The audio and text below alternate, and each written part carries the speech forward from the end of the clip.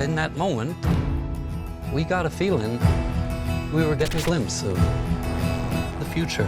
One of the things that I was reading a lot about in our press notes was there was a heavy emphasis on, yes, respecting the real people you're playing, but also making these versions of them for the movie your own. So I was wondering if you had, I guess, like an aha moment with Pete, something you did in prep or on set that made you say, like, I know who my Pete in this movie needs to be. Mm-hmm. That's an interesting question. You're 100% right in observing that there's a very different psychological burden and problem, not only with a real person, but someone who's very iconic, right? And known for their work and known. So, and I give a lot of credit to our director, Jim Mangold, because he was a good therapist for all of us, for Timothée and me and Monica in particular, I think, in terms of like almost saying, remember, we're not doing a documentary, right? Focus on the juicy, difficult interactions between them interpersonally, and let go of the history, right? Let go of the burden of the history. I think that there are little things that activate a character for you. Sometimes it's clothes. Sometimes it's I got a wonderful gift from one of Pete Seager's daughters. She sent me an audio clip that she had of him laughing. And it was a very particular, she said he was a smiler and a nodder, but that if something hit him and the laugh exploded out of him, it was short and sharp and everything. And those kind of little things will make you go, I've got an angle into the feeling that that's maybe I've got something, you know what I mean? So it is sometimes not. Joan Baez told me, Timothée and I but early in rehearsal, at one point we were talking about they don't see each other for a while. Would Dylan and Pete Seager hug each other? You go, I don't know, and I called Joan Baez and I said, can I ask you a funny question about Pete? If you didn't see him, would he hug you? And she went, oh my God, no.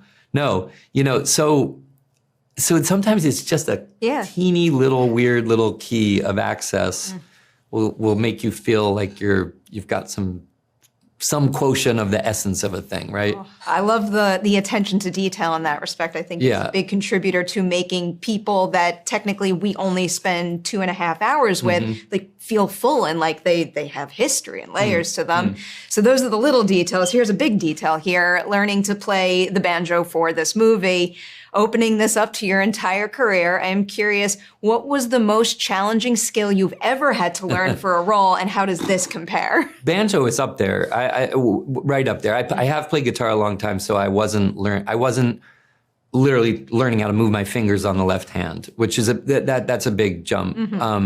But the way the types of instruments Pete Seager played, these large 12-string guitars and this especially long-necked banjo that he had, were, and then he was an absolute virtuoso on the right hand on the banjo in ways that even like, I've heard even people like the guy in Mumford & Sons say, yeah, I can't play that old claw hammer style, something like that. It was tricky. It was very, very tricky. It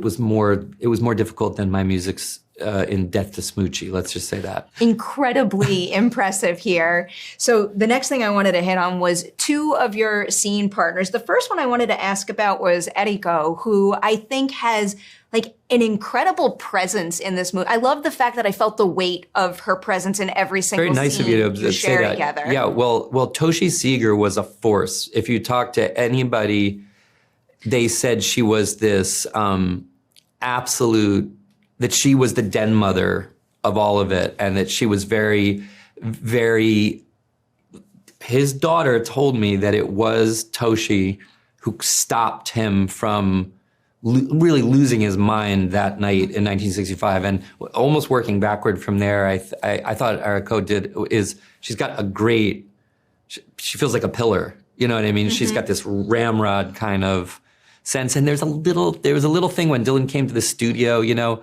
there were certain things Jim was very adept at, which is like those visual check-ins between people that make you realize that she has a lot of she had a lot of power in these situations. There's a lot of cuts to her that I think, agree. like, there's such short shots, but they agree. say so much. Before I get to my other scene partner, I'll just go down this path, because one specific scene I wanted to ask you about where they do cut to her in a perfect moment is the Rainbow Quest scene when Bob shows up late. Yeah, that's what I'm talking about. To the show. Can you... This might be me overthinking a scene like this, but I love moments when I can see the wheels in an actor's head turning. What is it like tackling a scene like that where you're hitting all the right beats, but you're giving us access to the fact that, like, he's changing how he's interacting with Bob in that moment. Like, we are seeing a shift in their dynamic when he's trying to figure out what to do there. I think it's very astute. But I also think,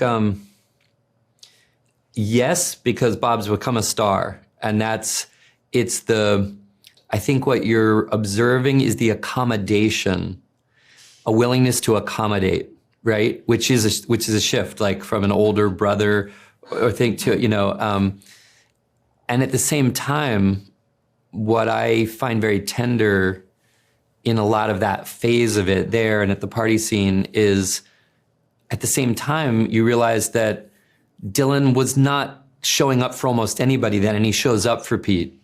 And that Pete appreciates it deeply. Like there's a way that Jim sustains this thread of their alliance through Dylan's shift that I think is directorially, like, quite masterful, actually. But I agree with that observation. I love the complexity of moments like that. The other scene partner I needed to ask about was Scoot, who I want people to talk about his work in this movie more than I've been hearing thus far, because I think he's exceptional. What was it like working with him as a scene partner? And maybe how much did you carry those scenes with you? Because again, similar to Toshi's influence on Pete, I can feel Woody's influence on all the characters. On all of them, yeah. Film. I agree that, and also, I think not insignificant that Jim chose the sound of Woody Guthrie to start the film. I mean, he literally, it is the injection of his voice that takes you into the film. And before he's even been seen, Pete Seager is referencing him in court, as kind of the North Star that he was for so many of them, despite his own addictions and dysfunction. He was a very dysfunctional person, and in many ways. But I think that I agree with you. And Scoot is, like what's better than it's a nonverbal performance almost. And so much comes through his eyes in assessing Dylan. And I think in